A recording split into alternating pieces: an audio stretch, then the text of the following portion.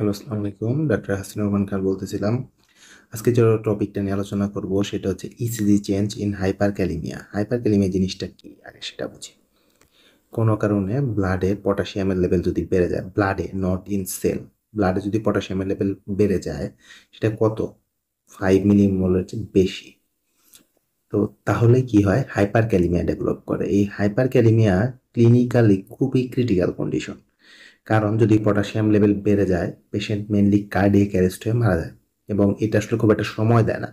আর potassium আপনি correction করাও tough.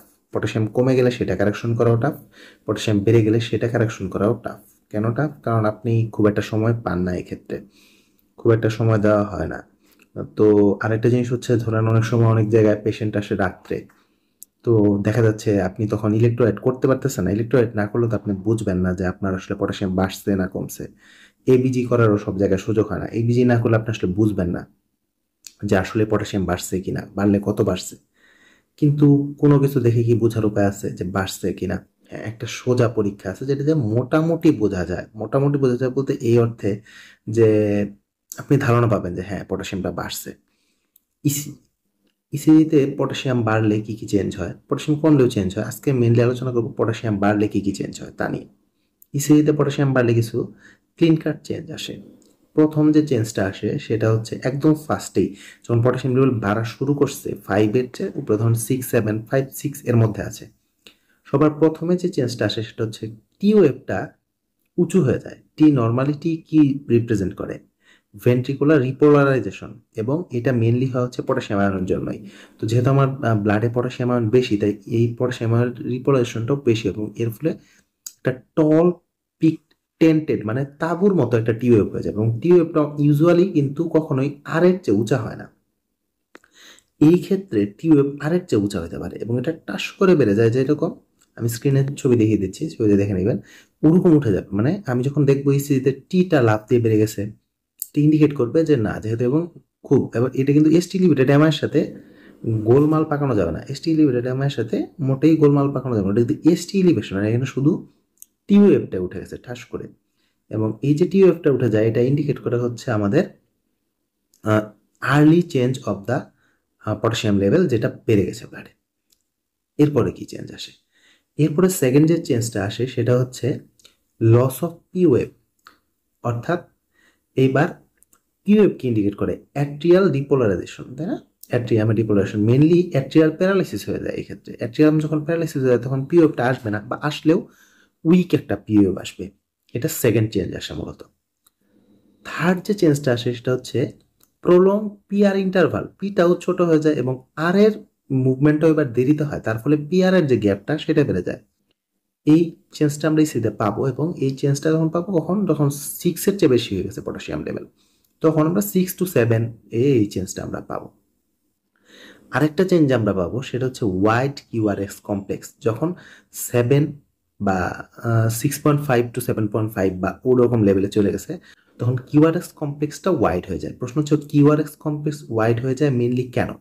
কারণ এই ক্ষেত্রে এখন বোথ বান্ডল ব্রাঞ্চ ব্লক হয়ে গেছে, রাইট অ্যান্ড লেফট দুইটাই ইলেকট্রোলাইট ইমব্যালেন্সের কারণে বান্ডল ব্রাঞ্চ ব্লক হয়ে গেছে। বান্ডল ব্রাঞ্চ যখন ব্লক হয়ে যাবে তখন আমাদের এই কিউআরএক্স কমপ্লেক্সটা ওয়াইড হয়ে যাবে, এবং ওয়াইড হতে হতে যদি পটাশিয়াম লেভেল আরও বাড়তে থাকে, তখন লাস্টে একটা একদম ডেথ প্যাটার্ন চলে আসে। ডেথ প্যাটার্নটা হচ্ছে সাইন ওয়েভ প্যাটার্ন। এই ক্ষেত্রে কি হয়? এই ক্ষেত্রে আমাদের এস আর টি একসাথে মার্চ করে যায়, কিউআরএস এর যে এস, এস আর টি একসাথে মার্চ করে যায়, এবং একটা স্পেশাল প্যাটার্ন ক্রিয়েট করে, এটাকে সাইন ওয়েভ প্যাটার্ন বলা হয়। এই প্যাটার্নটা যখন আমরা পাবো তখন বুঝতে পারবো যে পটাশিয়াম 8 বা তার চেয়ে বেশি। সাইন ওয়েভ প্যাটার্ন যখন মেনটেন করবে। এখন কিছু ডিজিজ কন্ডিশন আছে যে ক্ষেত্রে পটাশিয়াম লেভেল বাড়ে। আমরা যখন এই ডিজিজ কন্ডিশনগুলোর সাথে আমাদের হিস্ট্রি মিলাবো, এখন পেশেন্ট যদি আমার ইমার্জেন্সিতে রাত্রে 3টা 4টার সময় আসে, পেরিফেরিতেই আসছে, যেখানে শুধু ইসিজির প্যাটার্ন, ইসিজিটাই করতে পারতেছি, আমি এবিজি করার সুযোগ নাই, কিন্তু যখন আমি দেখবো যে তার ইসিজিতে এই চেঞ্জগুলো আছে, আমি চিন্তা করবো it's a critical case and I have to handle ইট। রুগী এটা বাঁচবে না, এটা ধরেই আমি অ্যাটাক দিই। আমি এমন একটা চিকিৎসা দেওয়ার চেষ্টা করি যাতে যদি সার্ভাইভ করে যায়, কি ফার্স্ট লাইন ট্রিটমেন্টটা বলে শেষ করবো। ফার্স্ট লাইন ট্রিটমেন্ট হচ্ছে ক্যালসিয়াম গ্লুকোনাইট দিয়ে দেন আপনি ব্লাডে। কারণ ক্যালসিয়াম আর পটাশিয়াম এক্সচেঞ্জের মধ্যে হেল্প করবে। তার ফলে যখন আপনি ক্যালসিয়াম দিবেন সেটা আস্তে আস্তে পটাশিয়াম লেভেলটাকে কমাতে হেল্প করবে।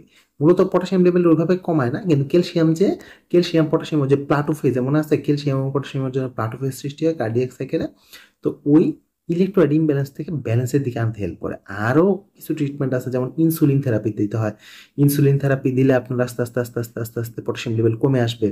কিন্তু প্রধান আপনার হাতের কাছে ক্যালসিয়াম গ্লুকোনেট থাকেই, বা ক্যালসিয়াম গ্লুকোনেট দিলে পেশেন্টটার সার্ভাইভালের চান্স বেড়ে যাবে। এটার জন্য এটা ফার্স্ট লাইন, এটা শুধু বলে দিলাম। একদম গ্রস কথা, প্রথমত কি চেঞ্জ আসে, প্রথমত একটা টেন্টেড টিউব, তাঁবুর মতো একটা টিউব থাকে, এবং এই টিটা আপনার আরের চেয়ে অনেক সময় রাইজ করে যায়, যে আর কিন্তু ইউজুয়ালি সবচেয়ে ইসিতে আর থেকে সবচেয়ে সুন্দর পিক আরের চেয়েও বেশি উঁচু হয়ে যায়। সেকেন্ড কি আসে, সেকেন্ড আসে হচ্ছে পিরিয়ডটা লস হতে থাকে, অথবা পিরিয়ডটা অ্যাবসেন্ট হয়ে যায়, অথবা একদম উইক একটা পিরিয়ড আসে, কারণ অ্যাট্রিয়াম কিন্তু প্যারালাইজড হয়ে আছে। তারপরে থার্ড যে চেঞ্জ আসে, পিআর ইন্টারভালটা প্রলং হয়েছে, পিআর ইন্টারভালটা প্রলং হয়ে গেছে ওই সেম কজে। ফোর্থ যে চেঞ্জ হয়, হোয়াইট কিউআরএস কমপ্লেক্স ডেভেলপ করে, হোয়াইট কিউআরএস কমপ্লেক্স ডেভেলপ করে। এবং ফিফথ হচ্ছে এই এসটা যেটি এর সাথে মার্চ করে সাইনোইক প্যাটার্ন এনে। আর এই ক্ষেত্রে কি এসটি ইলিভেশন না ডিপ্রেশন কি হয়, এক্ষেত্রে এসটি ইলিভেশন ডিপ্রেশন দুটোই হতে পারে। আর্লি চেঞ্জে যেটা হয়, যখন টল পিক টি আসে, ইউজুয়ালি মনে রাখবেন টি সবসময় এস এর সাথে বন্ধুত্ব করে রাখে। তার ফলে কি হয়, এই টি উপরে চটকা দিয়ে উঠে গেছে, এই দেখা যায় এস ওয়েভ উঠে, তার মানে এই সময় এসটি ইলিভেশন থাকে আর্লিতে। কিন্তু শেষের দিকে যখন সাইন ওয়েভ প্যাটার্নের দিকে চলে যায়, তখন এসটি ডিপ্রেশনের দিকে চলে যায়। তার মানে পরীক্ষা অপশনে থাকে যে এসটি ইলিভেশন আর ডিপ্রেশন বোথ আর true in case of hyperkalaemia. এটা আমাদের মনে রাখতে হবে, ঠিক আছে? সোজা জিনিস কিন্তু। আর ট্রিটমেন্টটা কি, আর কিছু না পাই, ক্যালসিয়াম গ্লুকোনেটটা দেই। যদি তখন আমি ব্লাড টেস্ট করে ফেলতে পারবো, যখন আমি লেভেল দেখতে পারবো, ওই অনুযায়ী আমি ইনসুলিন থেরাপি দেওয়া শুরু করবো, যেটা second line treatment. Good treatment, very good treatment. আরও ট্রিটমেন্ট আছে, আপাতত এই দুইটা জানলেই চলবে। ধন্যবাদ।